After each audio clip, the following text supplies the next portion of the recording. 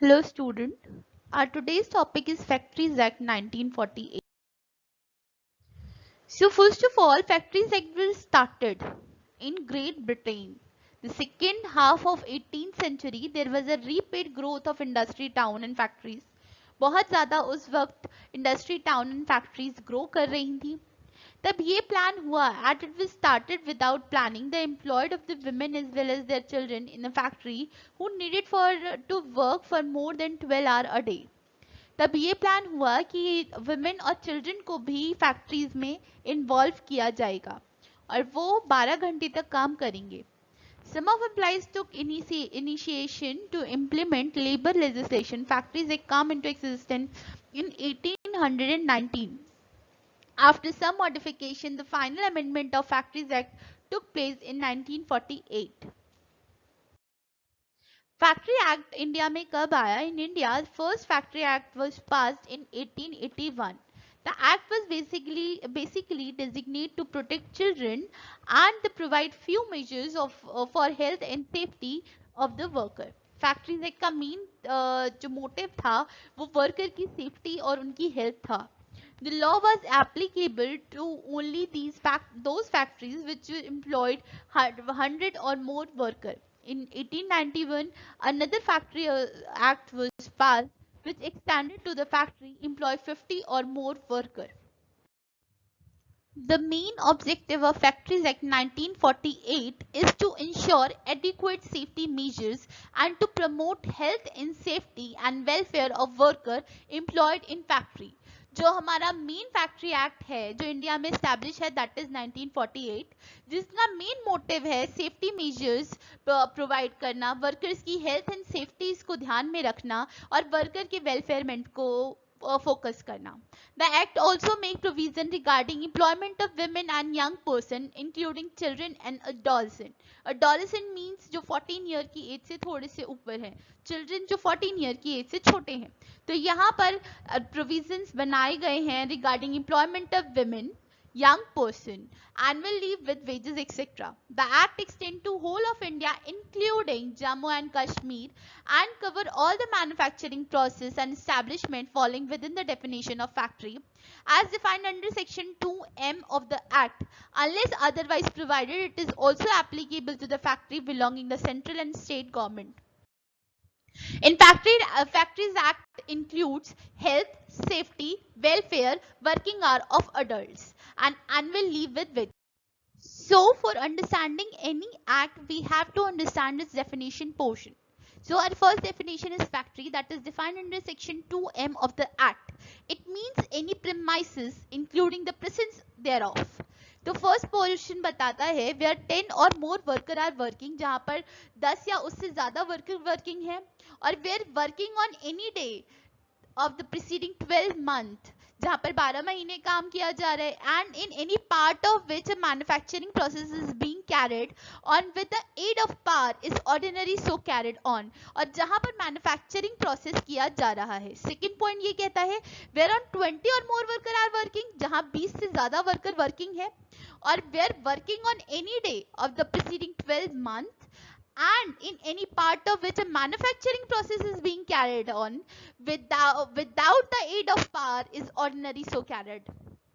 जहां पर 12 महीने काम हो रहा है और मैन्युफैक्चरिंग प्रोसेस हो रहा है without the aid of power is ordinary so carried on but does not include mines subject to the operation of Mines Act 1952. पर हम माइंस को इंक्लूड करेंगे नहीं. यहाँ पर माइन का मतलब हुआ कोल माइन, क्योंकि माइन एक्ट के अंदर कवर होती है, that is mines act 1952.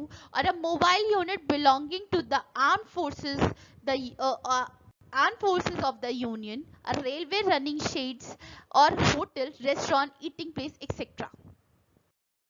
Our second definition is manufacturing process.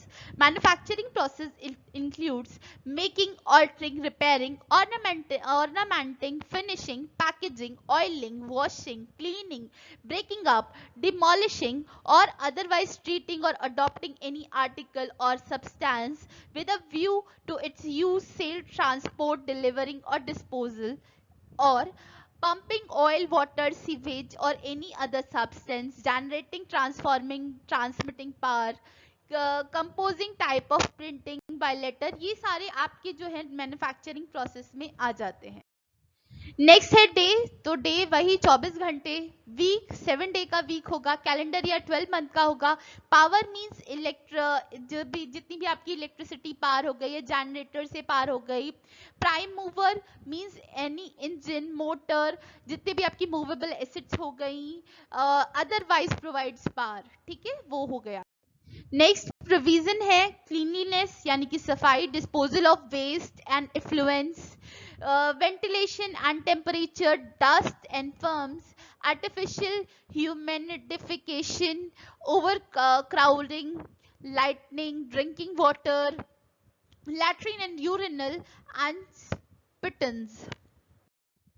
Provisions है fencing of machine, work on a near machine in motion, employment of young person and dangerous machine, आपकी जितनी भी striking gear and device for cutting of parts, self action machines, casting of new machines, ये सारी चीजें factories act में include जाते हैं। ये नेक्स्ट है, आपकी नेक्स्ट स्लाइड भी बताती है कि क्या क्या चीज़ें, जैसे फ्लोर है या फिर पिट्स हैं, सम्स हैं, प्रोटेक्शन ऑफ आईज है। अगर आप जैसे किसी ऐसी कंपनी में काम कर रहे हैं, ऐसी फैक्ट्री में काम कर रहे हैं जहाँ पे पावर का काम होता है, ये सारी चीज़ें, सेफ्टी ऑफिसर्स हैं, safety of a building and machines हैं, ये सब प्रोविजन फैक्ट्री एक्ट में इंक्लूड किए। Provision regarding welfare of workers, the washing facilities, facilities for storing and drying clothes, facilities for sitting, first aid facilities, canteen, shelter, restroom and lunch room, crutches और welfare offices, ये सारी facilities worker को provide चाहिए। Hazardous process, hazardous means जो खतरनाक हो गए, process हो गए। फॉर एग्जाम्पल अगर आप केमिकल है, हजार्डस केमिकल हैंडल कर रहे हो, पटाखे हैं, दैट इज हजार्डस। जो हमारे जिनको हैंडल करते वक्त आपको चोट लग सकती है, दैट इज हजार्डस प्रोसेस। तो provision regarding hazardous process were instructed in the act under the new chapter by the Factory Amendment Act 1987. The act instruct with two new schedule, listing of industry involving hazardous process, relating the permissible level of certain chemical substance in work environment.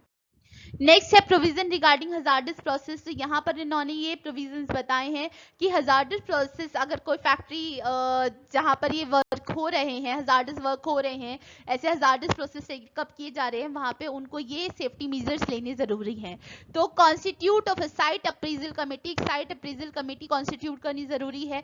Compulsory disclosure of information, सारी information properly disclose करनी है कि कौन आपके यहाँ काम कर रहा है, कौन काम नहीं कर रहा है, कितनी उम्र के बच्चे उस हजार्डस प्रोसेस में इन्वॉल्व हैं। Special responsibility of occupier in relation to the hazardous process, जो ऑक्यूपायर है, जो ओनर है, उसको उसकी रिस्पॉन्सिबिलिटी क्या है रिगार्डिंग हजार्डस प्रोसेस।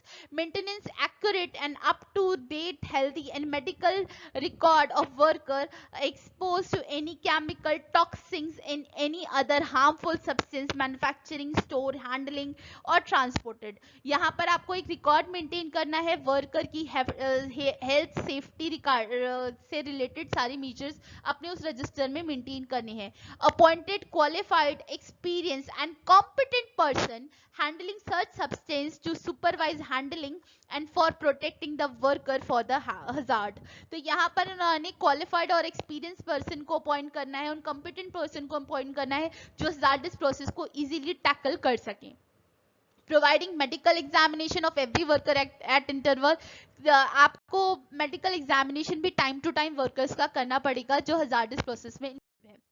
नेक्स्ट है appointment of inquiry committee, inquiry committee भी अपॉइंट होगी। इमरजेंसी स्टैंडर्ड्स भी लिए जाएंगे। Permissible limit of expose of chemical and toxin, आप कहाँ पर डिस्पोज कर रहे हो उन केमिकल एंड टॉक्सिन को, ये भी बताना पड़ेगा। Substance, worker participation in safety management, right of worker, ये सारी चीजें हजार्डस प्रोसेस के दौरान यूज होंगे। वर्किंग आवर, तो आपकी वीकली वर्किंग आवर 48 आवर है। वीकली हॉलीडेज, एटलीस्ट 1 हॉलीडे आपको देना पड़ेगा एक वीक में। कंपलसरी हॉलीडेज उसके अलावा डेली आवर्स आपकी क्या रहेंगे, दैट इज 9। आपके इंटरवल फॉर रेस्ट तो एटलीस्ट हाफ आवर आपको हाफ आवर या फिर 1 आवर आपको देना पड़ेगा।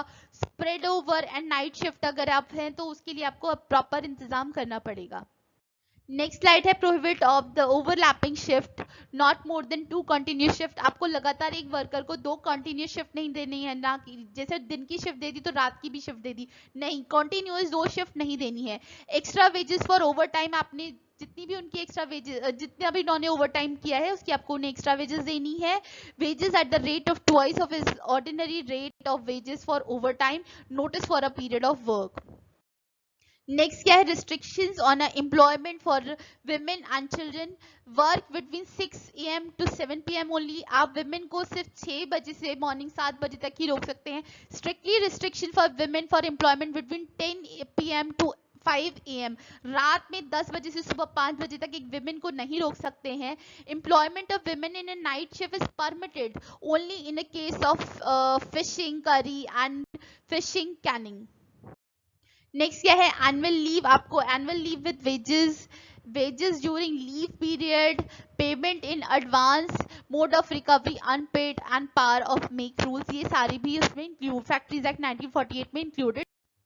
सो ऑफेंस में इंक्लूड करेंगे हम कोई भी ऑफेंस जिसके खिलाफ कंप्लेन करी गई है और इंस्पेक्टर ने आपको उस ऑफेंस को रिकॉग्नाइज कर लिया है, तो but where the offense consists to disobeying a written order made by an inspector, complaint may be made within 6 months of the commission of the offense। तो यहाँ पर उसको offense की कैटेगरी में कैटेगराइज करा जाएगा और आप पर लीगल एक्शन लिए जाएंगे। तो यहाँ पर कुछ पेनाल्टीज बताई गई हैं, जैसे जर्नल पेनाल्टी हो गई या फिर कोई भी ऐसी पेनाल्टी जो आप पर ऑफिसर ने लगाई है, जो उन्होंने फाइन करी थी उस वक्त। ठीक है, तो ये डिफरेंट पेनाल्टीज आपने अगर कोई ऑफेंस करा है तो आप पर लगेगी। So thank you from my side, thank you so much.